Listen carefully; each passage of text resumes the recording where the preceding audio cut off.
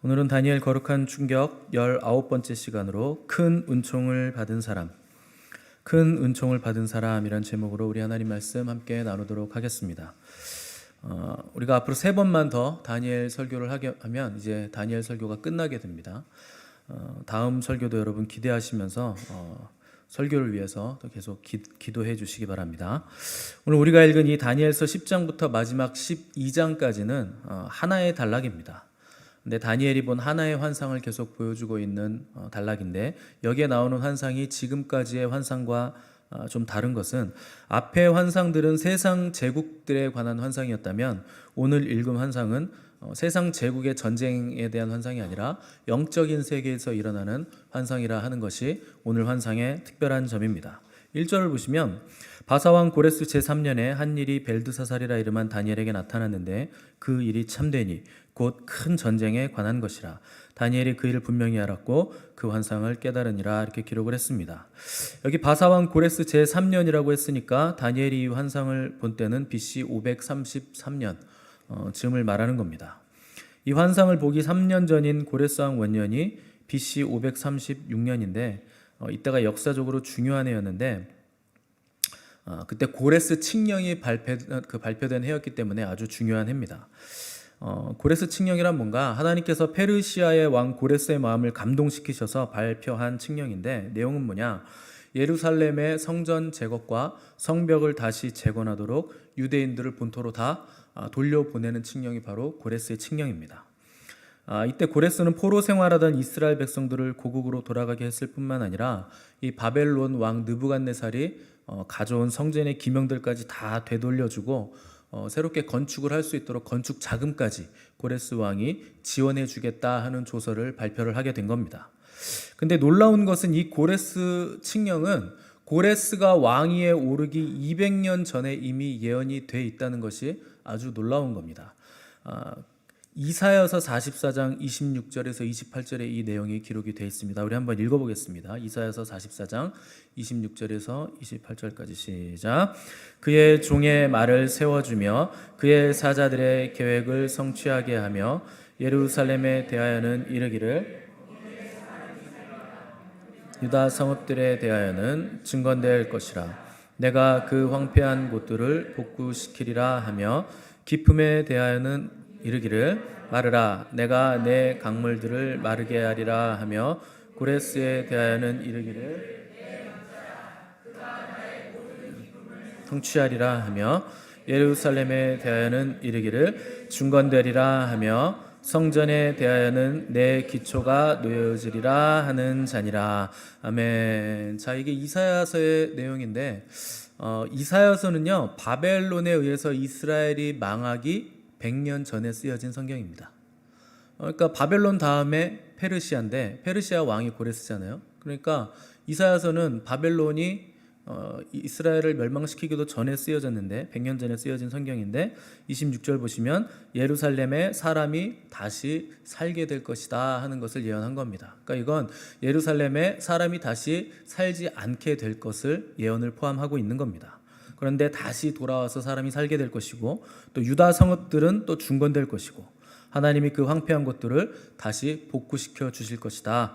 이렇게 예언이 되어 있는 겁니다. 27절 보시면 아주 재밌는데, 기품에 대하여는 마르라. 내가 내 강물들을 마르게 하리라.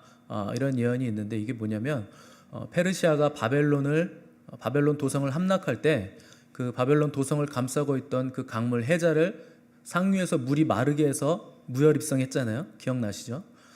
그것을 미리 예언한 겁니다. 그래서 기품에 대하여는 마르라. 내가 네 강물들을 마르게 하리라. 이거는 바벨론의 멸망을 예언을 해놓은 겁니다. 28절 보시면 이사야는 고레스라는 이름을 아주 정확하게 지명하고 있습니다. 다음 장이요.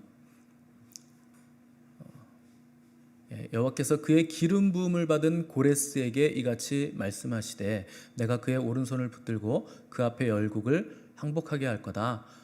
성문들이 닫히지 못하게 할 거다. 그러니까 다 함락시킬 거다 하는 거를 이미 상당히 오래전에 예언을 미리 해놓은 겁니다. 그러니까 28절에서 고레스라는 이름이 정확하게 지명이 되어 있고, 그를 통해서 예루살렘이 중건되고 성전은 다시 기초가 놓여질 거다 하는 것을 예언했는데 이사야서 45장으로 한번 우리가 또 넘어가 보겠습니다. 45장 1절과 13절 읽어보겠습니다. 시작. 여호와께서 그의 기름 부음을 받은 고레스에게 이같이 말씀하시되 내가 그의 오른손을 붙들고 그 앞에 열국을 항복하게 하며 내가 왕들의 허리를 풀어 그 앞에 문들을 열고 성문들이 닫히지 못하게 하리라. 내가 공의로 그를 일으킨지라 그의 모든 길을 곧게 하리니 그가 나의 성읍을 건축할 것이며 사로잡힌 내 백성을 값이나 갚음이 없이 놓으리라. 만군의 여호와의 말이니라 하셨느니라. 아멘. 자, 고레스가요, 고레스 칙령을 발표해서 유다 백성들을 아무 값도 없이 그냥 놓아줄 거다. 그리고 예루살렘 성을 다시 건축하게 할 거다 하는 것이 100년 전에 이미 예언이 돼 있는 겁니다. 그러니까 고레스가 아마 이사야서의 내용들을 봤다면 아마 입이 떡 벌어졌을 거예요. 자기 태어나기도 전에 자기의 이름이 이미 이사야서라는 성경에 기록이 되어 있고 자기가 할 일까지 굉장히 자세하게 성경에 미리 기록이 되어 있던 겁니다. 그러니까 고레스는 이 성경을 읽었을 겁니다. 그래서 이것을 보고 감동을 받아서 그대로 실행을 하게 된 것인데 고레스는 자기가 잘나서 승승장구하고 큰 제국을 이룬 줄 알았는데 이 성경에 의하면 하나님이 고레스를 기름 부으셔서 사용하시기 위해서 택하셨기 때문에 그가 승승장구하게 된 것이다 하는 것을 깨달은 겁니다. 그러니까 비평가들은요, 이런 성경을 읽으면서 아주 비웃습니다. 당시 강대국이 정복한 나라 포로를 풀어주고 자기들 성읍이나 성전을 짓기 위해서 막대한 돈까지 막 제공해준다? 그런 건 불가능하다. 당시에 그런 일 없었다. 이렇게 말도 안 되는 일이라고 치부를 해버립니다. 그런데 놀랍게도 고고학적인 유물이 발견됐는데 고레스의 원통이라는 고고학적 유물이 발견이 됐습니다. 여러분 집에 가셔서 인터넷으로 고레스의 원통 치시면 이렇게 동그란 럭비공처럼 생긴 넓적한 원통에 쐐기 문자로 쓰여진 내용이 사진으로 나와 있습니다. 인터넷에서 쉽게 찾을 수 있습니다. 근데 그 고레스의 원통에 뭐라고 쓰여졌냐면 고레스가 황폐된 성소들과 그 안에 있던 것들을 티그리스강 저편 신성한 도성들로 귀환시켰다. 정확하게 고레스의 원통에 기록이 되어 있습니다. 그러면 이제 정확한 칙령의 내용은 뭔가 하는 것을 우리가 보기 위해서 에스라서 1장으로 한번 가보겠습니다. 에스라서 1장 1절에서 3절 말씀 함께 읽겠습니다. 시작. 바사왕 고레스 원년에 여호와께서 예레미야의 입을 통하여 하신 말씀을 이루게 하시려고 바사왕 고레스의 마음을 감동시키심에 그가 온 나라에 공포도 하고 조소도 내려 이르되 바사왕 고레스는 말하노니 하늘의 하나님 여호와께서 세상 모든 나라를 내게 주셨고 나에게 명령하사 유다 예루살렘의 성전을 건축하라 하셨나니 이스라엘의 하나님은 참 신이시라. 너희 중에 그의 백성된 자는 다 유다 예루살렘으로 올라가서 이스라엘의 하나님 여호와의 성전을 건축하라. 자, 마지막까지 그는 예루살렘에 계신 하나님이시니라. 그게 빠져 있군요. 자, 고레스가요, 하나님께서 명령하신 걸 다 읽고서 자기에게 대한 얘기인 줄 알고 그대로 고레스 칙령을 발표를 했습니다. 여기 바사 왕 고레스라는 표현은 바사는 페르시아를 우리나라 말로 옮길 때 바사 이렇게 한문으로 음역을 한 겁니다.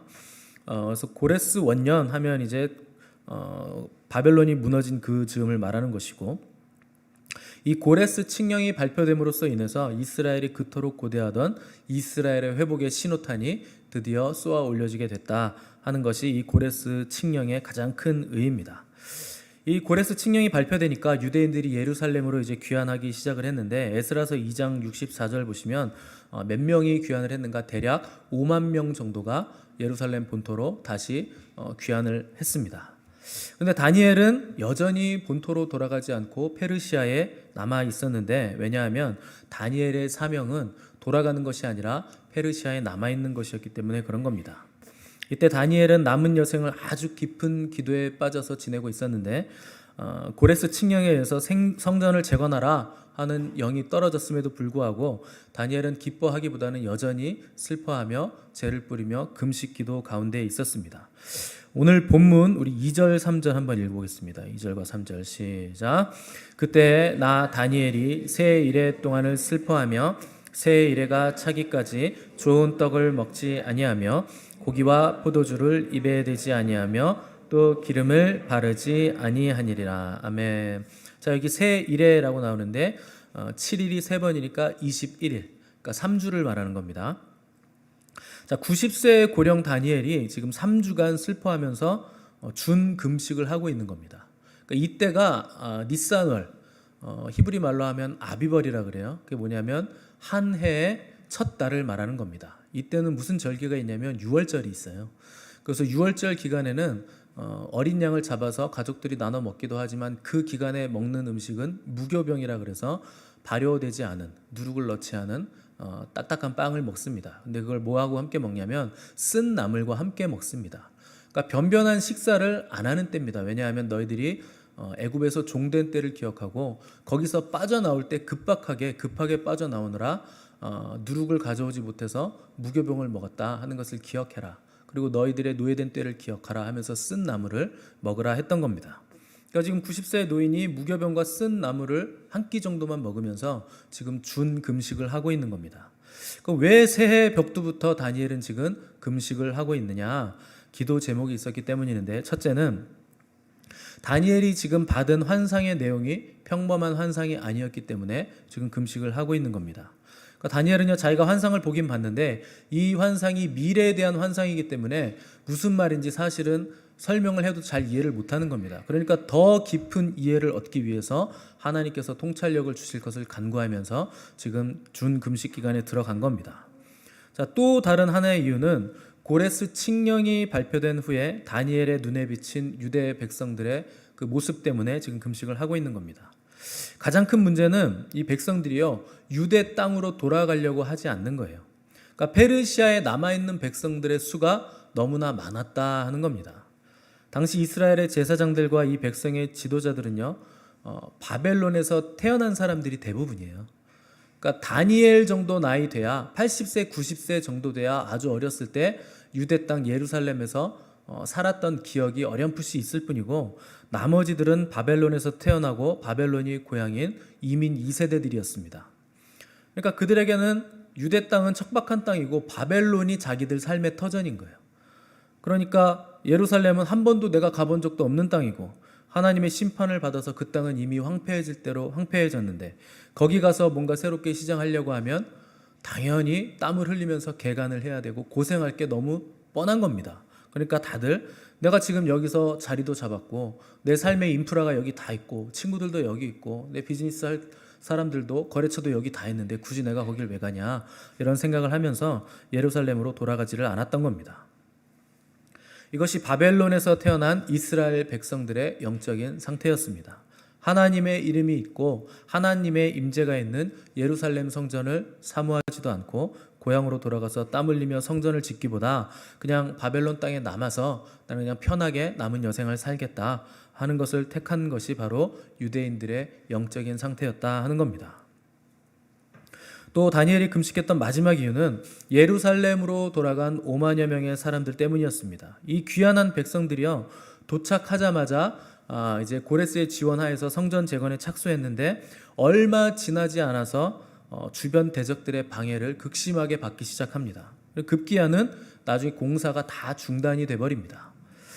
그러니까 대적들은요, 계속 방해 공세를 펼치고 협박을 하고 나중에는 페르시아 왕에게 막 상소문까지 넣어가면서 성전 재건을 방해했기 때문에 공사가 지금 멈춰진 상태였습니다. 결국 귀환한 백성들이 시간이 갈수록 점점 지쳐가기 시작하더니 급기야는 야, 너무 힘들다. 일단 우리 가정부터 꾸리고 나중에 성전을 재건하자. 일단 우리가 살아야 공사할 거 아니냐.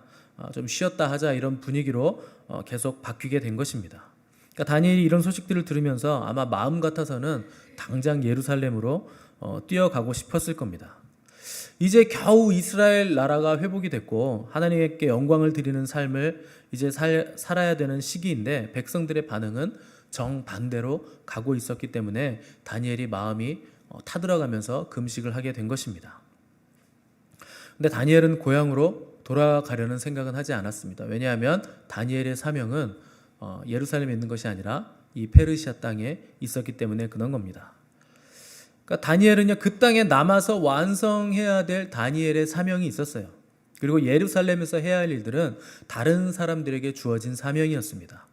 그 사명을 받은 사람들이 누구냐? 여러분들이 성경에 보시는 학개, 또 에스라, 스가랴, 느헤미야 이런 사람들이 그 예루살렘으로 돌아가서 귀환해서 그 백성들을 일으켜서 세우는 리더들의 사명을 받은 자들입니다.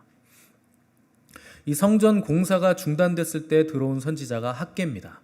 학개의 이름은요, 성도들의 마음에 불을 지핀다 하는 뜻입니다. 그래서 학개는 이 패배감과 절망에 빠져있던 백성들의 심령에 다시 불을 지피고, 또 학개 선지자 이후에 또 한 명의 사명자가 있었는데 그가 바로 학사 에스라였습니다.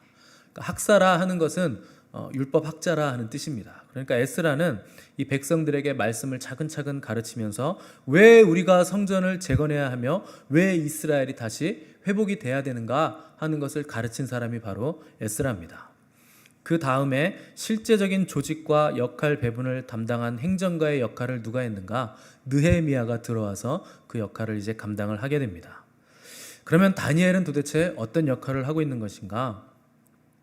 다니엘은 이 모든 일을 놓고 이방 땅에 외로이 남아서 홀로 기도로 골방에 들어가서 영적 전쟁을 수행하는 사명을 다니엘이 받게 된 것입니다. 여러분, 이 사명은요, 눈에 보이는 사명이 아닙니다. 기도의 사명, 영적 전쟁의 사명. 이거 티도 안 나고 누가 알아주지도 않는 사명이에요. 그런데 다니엘의 사명은 바로 이것입니다. 영적 전쟁을 다니엘이 도맡아서 해야 했던 겁니다. 다니엘이라고 고향 땅으로 돌아가고 싶은 마음이 없었을까요? 당연히 돌아가고 싶었겠죠. 근데 그리움을 억누른 채 이방 땅에 남아서 이 세계 역사의 흐름과 그 역사에 따른 영적 전쟁을 수행해서 미래를 경영하는 것이 바로 다니엘의 남겨진 사명이었습니다. 사람들은요, 대개 눈에 드러나는 일을 하고 싶어 합니다. 그죠? 여러분, 교회에서도 뭔가 드러나는 일, 티나는 일, 그런 것들을 하고 싶죠. 그럴듯한 자리에 있고 싶죠. 그게 귀하지 않다는 말은 아니지만 하나님께서 나에게 맡기신 자리가 내 소명의 자리임을 여러분 기억하셔야 됩니다. 그것이 어떤 자리든지 간에 여러분 그 자리를 지켜야 됩니다. 저와 여러분을 이 땅에 보내신 하나님의 궁극적인 사명이 반드시 있거든요.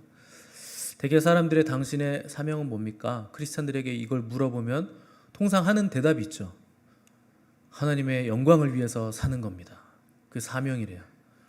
그래서 어떻게 사신다는 겁니까? 그게 하나님의 영광을 위해서 하나님의 영광을 위해서 춤을 추실 겁니까? 아니면 영광을 위해서 노래를 부르실 겁니까? 뭘 하실 건가요?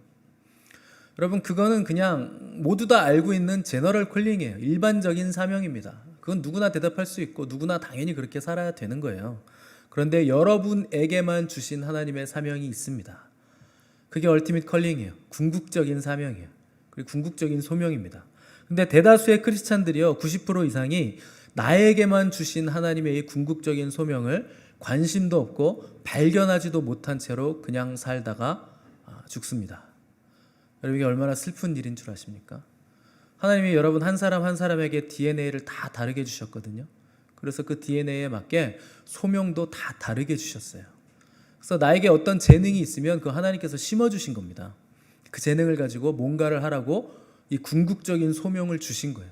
근데 사람들이 그게 있는지도 모르고 그냥 하나님 영광 위해서 살면 되지, 예배 잘 드리고 헌금하고 사업 열심히 하다가 섬길 거 섬기고 주일에 교회 나가고 이러면 되지, 그냥 이렇게 왔다 갔다 하면서 살다가 자기 궁극적 소명 알지도 못하고 끝나요. 그 이제 주님 앞에 가면 주님이 물으실 겁니다. 너 뭐 하다 왔니? 이거 물으실 거예요. 그럼 여러분 뭐라고 대답하실지 3초간 우리 생각하겠습니다. 시작. 도대체 여러분 뭐 하고 있는 겁니까? 뭐 하다 가실 겁니까? 주님이 여러분들에게 소명을 줘서 보냈어요. 여러분 그거 물으셔야 됩니다. 주님, 제가 뭘 하기 원하십니까? 뭐 하다 왔노? 이렇게 물었는데 교회 다니다 왔는데요. 여러분 그러시면 안 돼요. 여러분만이 할 수 있는 여러분의 사명을 발견하시는 은혜가 있기를 바랍니다.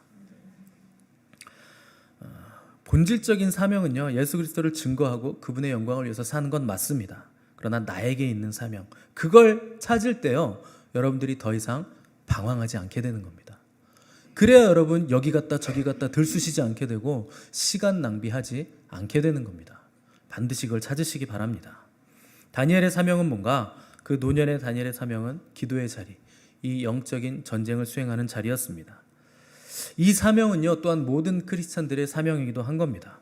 그래서 주님은 너희가 땅에서 매면 하늘에서도 매이고 땅에서 풀면 하늘에서도 풀리리라 이렇게 말씀을 하셨습니다. 이것이 바로 주님이 교회에게 주신 놀라운 권세요 특권입니다. 그래서 두세 사람이 모여서 내 이름으로 기도하면 여러분 교회는 못할 일이 없는 거예요. 여러분들이 이 땅에서 풀면, 기도로 풀면 하늘에서도 풀리는 겁니다. 그러니까 이 메고 푸는 권세를 사용할 수 있도록 주님께서 교회에게 이 권세를 주신 거예요. 이 권세는 원래 주님 겁니다. 원래는 하나님 아버지 건데 하나님께서 이것들을 몽땅 아들에게 주신 거예요. 그 아들은 이걸 누구에게 줬을까요? 교회에게 몽땅 다 주신 겁니다. 그러니까 하늘에 메고 푸는 권세는 교회가 가진 권세입니다. 여러분 역사적으로 수많은 부흥들이 있었지만 부흥이 임했을 때 그 부흥의 그 기초가 어떻게 이루어졌는가 하는 것을 살펴보시면 항상 기도하는 무리들이 있었어요. 근데 많은 무리가 아니라 굉장히 적은 소수의 무리들이 기도를 했습니다. 1904년에 일어난 웨일즈 대부흥의 주역은요, 에반 로버츠라는 사람이었어요. 이 에반이 몇 년 동안 기도했냐면 부흥을 위해서 11년 동안 기도했습니다. 그래서 웨일즈에 대부흥이 일어났어요. 여러분 이 사람이 목회자가 아닙니다.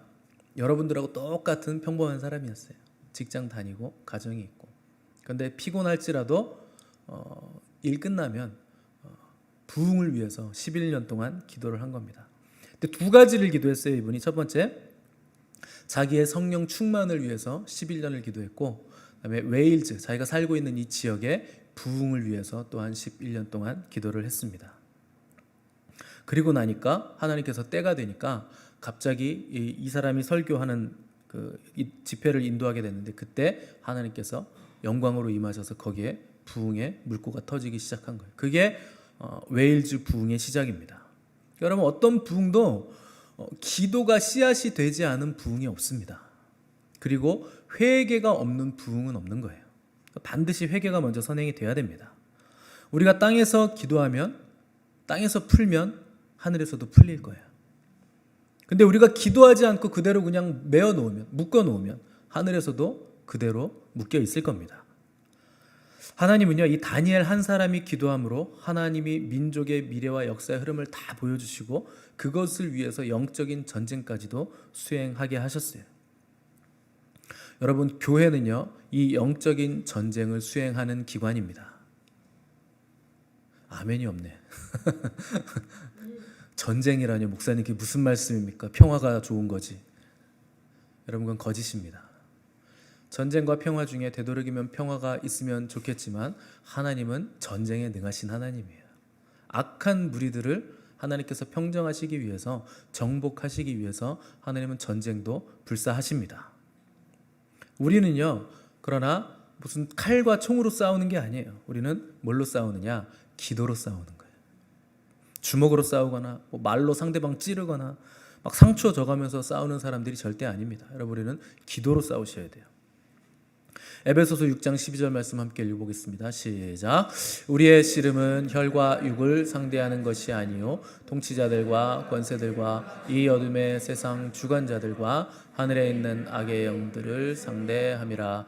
아멘. 여러분 우리의 씨름은 혈과 육을 상대하는 것이 아닙니다. 여기 씨름이란 말이 나오죠. 이게 레슬링이라는 뜻입니다. 여러분 레슬링 이게요 그냥 고급지게 싸우는 게 아니에요. 말로 싸우는 것도 아니고 멀리서 뭘 쏘는 것도 아니에요. 귀 엉켜서 치열하게 싸우는 거예요. 땀을 흘려가며 피와 땀을 쏟으면서 싸우는 겁니다. 여러분 이게 교회 싸움이에요. 교회는요 그래서 산에 들어가서 명상하거나 뭐 이렇게 앉아 있는 게 아니에요. 벽 보고 앉아가지고 면벽하면서 깨달음이 와야 되는데 그게 교회가 아닙니다. 교회는요 치열하게 전쟁을 하는 것이에요. 죄와 싸우되 피 흘리기까지 싸우는 거예요. 마귀를 대적하느라고 피투성이가 되는 거예요. 그래서 그리스도와 함께 승리의 면류관을 쟁취하는 것이 바로 교회의 영적 전쟁입니다.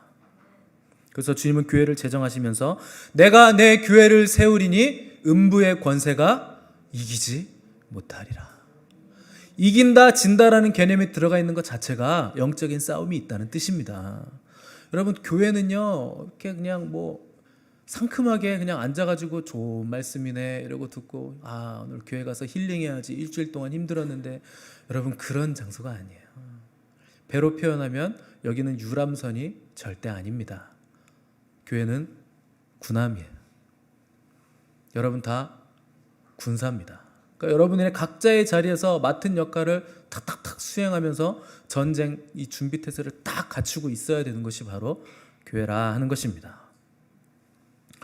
4절에서 9절 말씀 제가 한번 읽겠습니다. 본문 4절 9절. 첫째 달 24일에 내가 히데겔이라 하는 큰 강에 있었는데 그때 내가 눈을 들어 바라본즉 한 사람이 세마포 옷을 입었고 허리에는 우바스 순금띠를 띠었더라. 또 그의 몸은 황옥 같고 그의 얼굴은 번갯빛 같고 그의 눈은 횃불 같고 그의 팔과 발은 빛난 녹과 같고 그의 말소리는 무리의 소리와 같더라. 이 환상을 다니엘이 홀로 보았고 나와 함께한 사람들은 이 환상은 보지 못하였으므로 그들이 크게 떨며 도망하여 숨었느니라. 그러므로 나만 홀로 있어 이 큰 환상을 볼 때 내 몸에 힘이 빠졌고 나의 아름다운 빛이 변하여 썩은 듯하였고 나의 힘이 다 없어졌으나 내가 그의 음성을 들었는데 그의 음성을 들을 때 내가 얼굴을 땅에 대고 깊이 잠들었느니라. 자, 다니엘이 히데겔 강가에 서 있었대요. 자, 히데겔 강은 어디냐면 유브라테스하고 티그리스 강 그 주변의 한 강의 지류입니다. 그러니까 거기서 주님이 오셨는데 영적으로 주님이 임하니까, 영광이 임하니까 다니엘이 얼마나 힘들었던지 몸에 힘이 다 빠지고 낯빛이 변하고 힘이 없어졌다 그랬어요. 그 주님의 영광이 얼마나 그 장소를 압도했던지 다른 사람들은 뭔가 이상하다 해서 도망가서 다 숨어버렸습니다.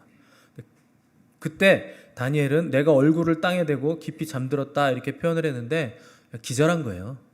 잠들었다 한 게 그냥 실신한 겁니다. 영광이 너무 강하게 오니까. 그러니까 여러분, 하나님의 영광이 임하면 사람들은 다 엎어지게 돼 있습니다. 거기 못 견디는 거예요. 죄인이 어떻게 하나님 영광 앞에 그대로 서 있을 수 있겠습니까? 그 영광에 압도당하는 거예요. 그래서 다니엘뿐만 아니라 계시록을 쓴 사도 요한도 반모섬에서 계시가 열렸을 때 주님을 뵐 때 죽은 사람처럼 사도 요한도 쓰러졌고, 이사야 선지자도 영광에 압도돼서 화로다 나여 망하게 되었도다 울부짖었고, 사도 바울도 다메섹 도상에서 주님을 만났을 때 사흘 동안 식음을 전폐하고 알아 누워 있었습니다. 그만큼 주님의 영광의 임재에 압도를 당한 겁니다. 근데 10절 11절 보시면 한 손이 있어 나를 어루만지기로 내가 떨었더니 그가 내 무릎과 손바닥이 땅에 닿게 일으키고 내게 이르되 큰 은총을 받은 사람 다니엘아 내가 내게 이르는 말을 깨닫고 일어서라 내가 내게 보내심을 받았느니라 하더라. 그가 내게 이 말을 한 후에 내가 떨며 일어서니. 자, 다니엘을 일으키는 손이 등장했는데 이 손은 가브리엘 천사의 손입니다. 가브리엘 천사가 다니엘을 뭐라고 불렀냐면 큰 은총을 받은 사람 다니엘아 이렇게 불렀어요. 자, 이 말의 정확한 히브리어 표현은 지극히 높게 평가받는 다니엘아 이런 뜻입니다. 지극히 높게 평가받는 다니엘아. 저는 우리 교회 여러분들이 하나님께 이런 평가를 받게 되시기를 바랍니다. 지극히 높게 평가받는 너희 미션 처치야. 지극히 높게 평가받는 미션 처치 성도들아, 힘을 내라, 일어서라. 사람들은요, 지위가 높고 세상적으로 훌륭해 보이는 사람, 외적으로 화려해 보이는 사람을 다 높여요. 저분 대단해. 여러분, 주님의 평가는 그런 사람들의 평가와는 완전히 다른 겁니다. 여러분, 사람들이 나를 어떻게 평가할까 항상 궁금하시죠? 저 집사님이 나를 보는 눈빛이 오늘 좀 이상해. 목사님 오늘 나한테 왜 저러시지? 여러분, 아무 생각 없어요. 아무 생각 없습니다. 똑같아요. 내 기분에 따라서 이상해 보이기도 하고 나한테 무슨 감정이 있나? 이렇게 보이기도 하는 거예요. 사람들이 나를 어떻게 평가하는가 궁금해하지 마시고 하나님께서 지금 나를 어떻게 평가하실까? 여러분, 이거 궁금해하셔야 됩니다. 하나님의 평가만이 우리에게 중요한 것이기 때문에 그렇습니다. 우리 12절 13절 말씀 함께 읽겠습니다. 12절 13절 시작. 그가 내게 이르되 다니엘아 두려워하지 말라. 네가 깨달으려 하여 내 하나님 앞에 스스로 겸비하게 하기로 결심하던 첫날부터 내 말이 응답받았으므로 내가 네 말로 말미암아 왔느니라.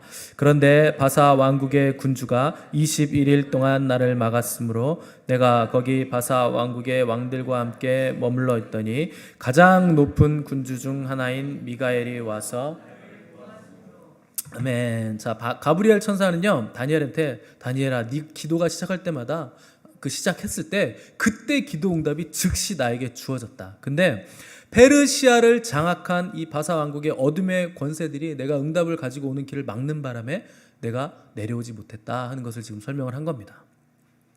여기 13절에서 머물렀다 하는 말은요 싸움을 하며 대치하고 있었다는 뜻입니다. 그러니까 그만큼 어둠의 권세가 다니엘의 기도의 응답을 강력하게 방해했다 하는 겁니다.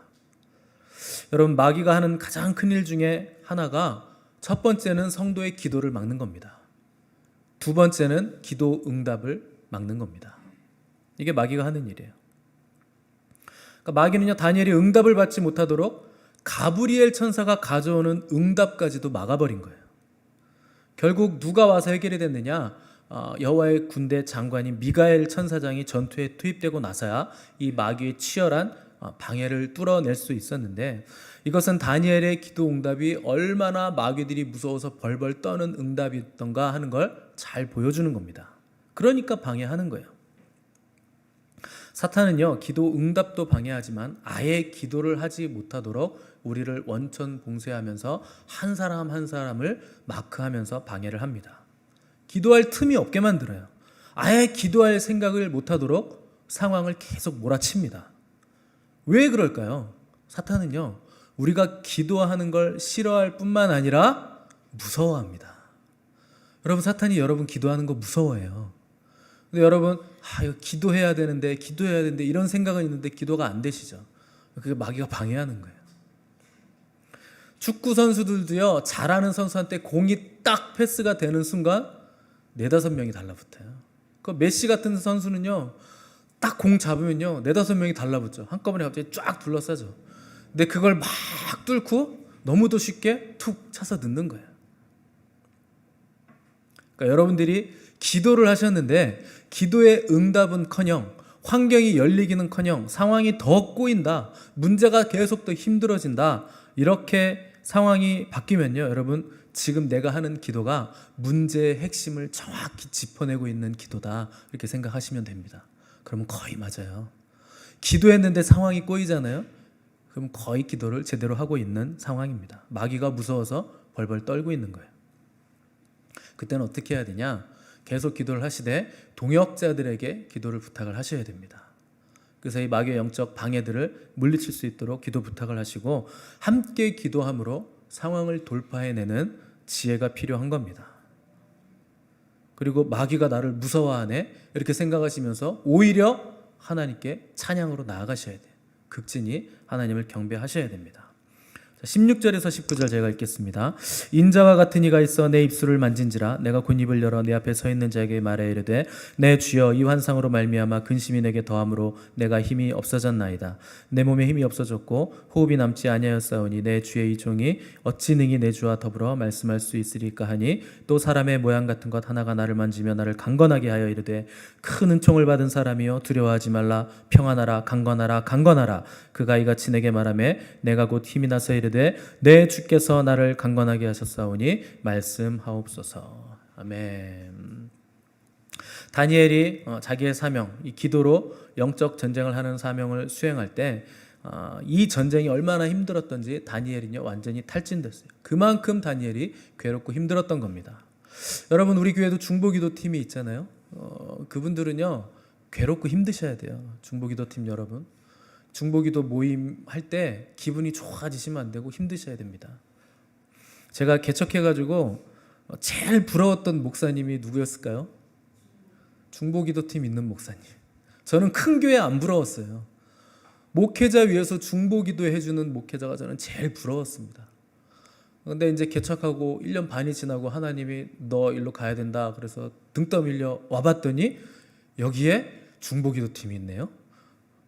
여러분 제가 얼마나 기뻤겠습니까? 물론 제가 만들었지만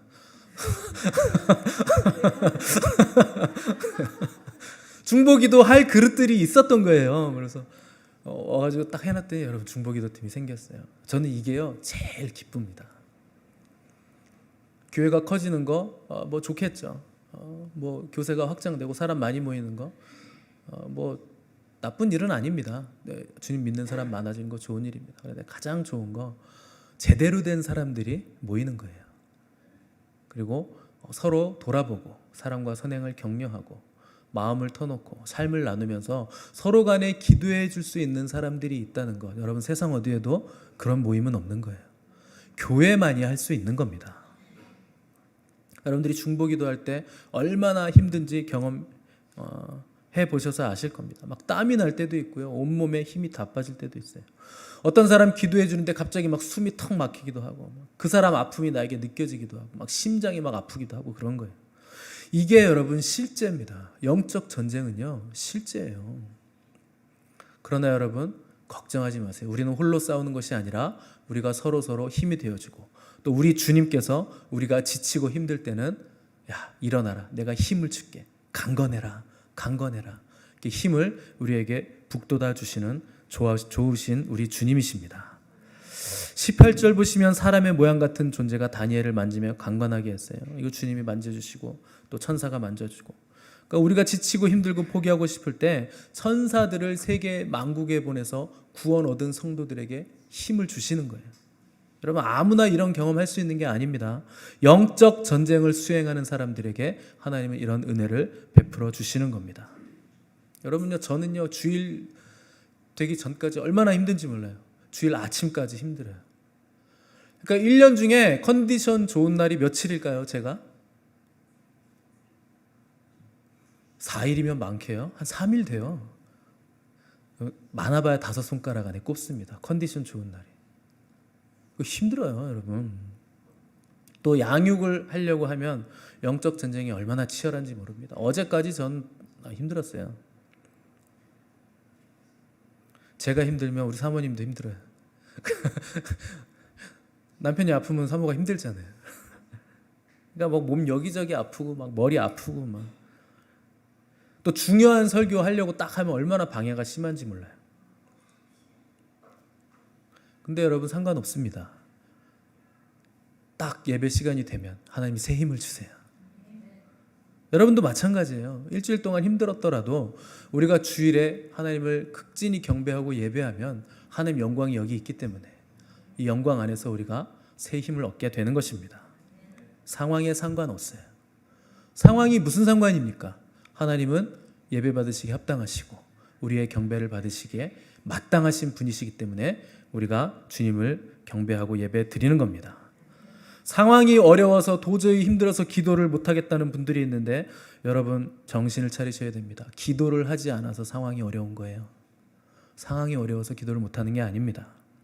하나님은요 기도하는 자에게 더 큰 힘과 능력을 부어주십니다. 상황이 어렵고 괴로우시다면 기도하시되 하나님 이 상황 좀 정리해 주세요. 벗어날 수 있게 해주세요. 이런 기도하지 마세요. 여러분 다 하나님이 허락하신 상황입니다. 그럴 땐 뭐라고 기도한다? 이 상황을 이길 수 있는 힘과 능력을 주십시오. 거기 머물 줄 아셔야 돼요. 그리고 그 상황을 벗어날 수 있는 힘과 능력도 주님 같이 주십시오. 그리고 이 어려움을 통해서 하나님의 뜻을 세워주십시오. 그렇게 기도를 하셔야 됩니다. 마지막으로 우리 20절 말씀 읽겠습니다. 20절 말씀 시작. 그가 이르되 내가 어찌하여 내게 왔는지 이제 내가 돌아가서 바사 군주와 싸우려니와 내가 나간 후에는 헬라의 군주가 이를 것이니라. 아멘. 자, 가브리엘 천사는 돌아가서 바사 군주, 페르시아를 장악하고 있는 악한 영들, 그들과 싸우겠다 말합니다. 그러니까 네가 기도했으니까 이제 내가 싸움을 시작하겠다. 다니엘이 성전 재건을 위해 기도하니까 가브리엘 천사가 성전 재건을 맡고 있는 이 악한 영들과 장악하고 있는 영들과 영적인 싸움을 하겠다 이렇게 얘기를 한 겁니다. 여러분 우리가 기도하면요 영적인 영역에서는 빛과 어두움의 대전쟁이 일어나게 되는 겁니다. 그래서 저와 여러분의 기도는 그토록 중요한 거예요. 세상 모든 역사는 하나님께서 주관하십니다. 그런데 역사의 주관자는 하나님이시지만 하나님은 이 역사를 어떻게 운영해 나가시는가? 성도들의 기도를 통해서 운영해 나가시는 겁니다. 그래서 기도하는 사람은 하나님의 동역자들이 되는 거예요. 계시록에 보시면 네 생물과 24장로들이 향연이 가득한 금대접을 가졌는데 거기에 성도들의 기도가 가득 담겨 있었다, 이렇게 표현을 했습니다. 여러분, 한 사람이 어떻게 구원을 받을까요? 우리 가족들 중에 믿지 않는 그분이 어떻게 구원을 받겠습니까? 가정과 교회와 사회와 민족이 어떻게 변화가 될까요? 어린 양께 올려드리는 금대접에 담긴 여러분들의 기도로 구원을 받는 거예요. 여러분들의 기도로 교회가 부흥하는 겁니다. 여러분들의 기도로 금대접에 담긴 여러분들의 향기로운 그 향연으로 이 사회가 변화가 되는 거예요. 저와 여러분들의 기도가 땅에 떨어지는 기도가 아니라 금대접에 담긴 사라지지 않는 기도가 되기를 바랍니다. 마귀가 벌벌 떠는 기도가 되기를 바랍니다. 악한 영들에게 비상이 걸리는 두려움의 기도가 되기를 바랍니다. 겸비하여 기도를 시작하는 즉시 하나님의 응답이 떨어지는 능력 있는 기도의 사람들이 되시기를 바랍니다. 큰 은총을 받아서 하나님의 이 역사의 경영에 기도로 동참하고 동역하시는 저 여러분들 되시기를 간절히 바랍니다. 함께 기도하겠습니다.